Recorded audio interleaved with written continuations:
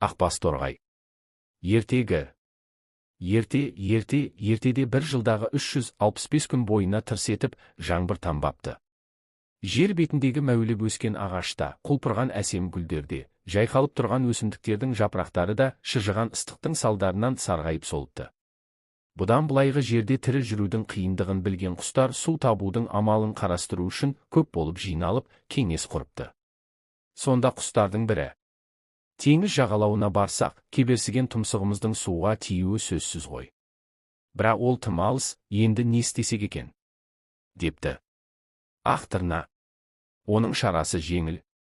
Теңіз жағалауынан шоқып, бір арық қазсақ, судың өзі ағып келеді депті.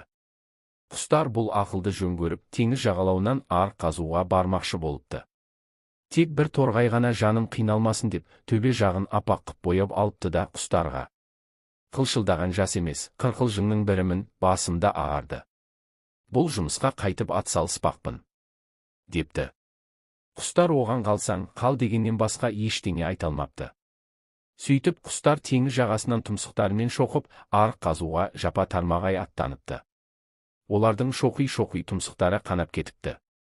Шыжыған ыстық күн қанаттарын күйдірердей болыпты. Олар ыстықтан шаршап, өлуге айналғанда ғана суы бар салқын жерге барып, аз тыныстап алып, жұмыстарын қайта жалғастырады екен. Сөйтіп олар 7 күн, 7 түн тынбай еңбектеніп, теңіз жағасынан арық тартып әкеліпті. Су ағып өткен алқап жасыл түске еніп, гүл бәйшешек құлпыра ашылыпты. Бұны көріп, шаттанған құстар шаттық әнін шырқап, қуаныштарын салтанат етіпті. Басын ақ бормен бояған торғай ғана ішқұса болып жабырқайды екен. Қанат қағып шарықтауға, ән шырқауға оның дәті бармапты. Басқалар мазақтап күлеме деп, басында көтере алмапты. Қанша жуып арпалысса да басындағы ақ борды кетіре алмапты. Сондықтан жұрт оны қазірге дейін Ақбас торғай деп атайды екен. Бабалар сөзі. 100 томдық 73 том.